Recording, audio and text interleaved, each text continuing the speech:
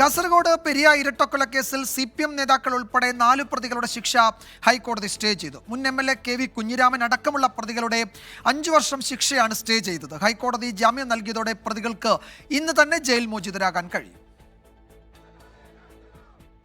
KV Kunhiraman, K Manikandan, Raghavan Velutholi, KV Bhaskaran എന്നിവരുടെ ശിക്ഷയാണ് ഹൈക്കോടതി സ്റ്റേ ചെയ്തത്. BNS അനുസരിച്ച് 2 വർഷം വരെ മാത്രം ശിക്ഷ ലഭിക്കാവുന്ന കുറ്റമാണെന്ന് വിലയിരുത്തിയാണ് ഹൈക്കോടതി നടപടി.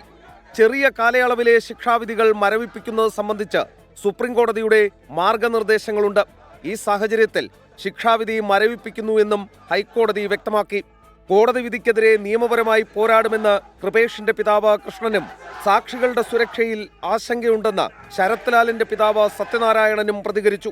ഇത് നമ്മൾക്കൊരു ഭീഷണിയാണ്, ഈ കുടുംബത്തിനൊക്കെ ഒരു ഭീഷണി. ഇവരൊക്കെ ഒരു ഗുണ്ടാ ലിസ്റ്റിൽപ്പെട്ട അതേ ഈ കൊല ചെയ്ത പോലെ തന്നെ ഇവരും ഗുണ്ടാ ലിസ്റ്റിൽപ്പെട്ട നേതാക്കന്മാരാണ്. ഇവർ എന്ത് ചെയ്യാനും മടിക്കൂല. ഈ ജാമ്യത്തിൽ ഇറങ്ങി വന്ന് ഇന്ന ഏത് കുടുംബക്കാരെ എതിരെ ഇവർ കുതിര കയറുമെന്ന് നമുക്കറിയില്ല.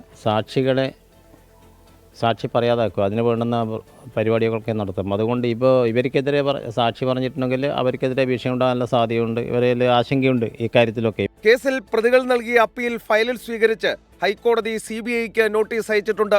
225 IPC പ്രകാരം പ്രതികൾ കുറ്റം ചെയ്തതായി തെളിഞ്ഞതോടെ കീഴ്ക്കോടതി നേരത്തെ പ്രതികളെ 5 വർഷം തടവിനും 10,000 രൂപ പിഴയ്ക്കും ശിക്ഷിച്ചിരുന്നു.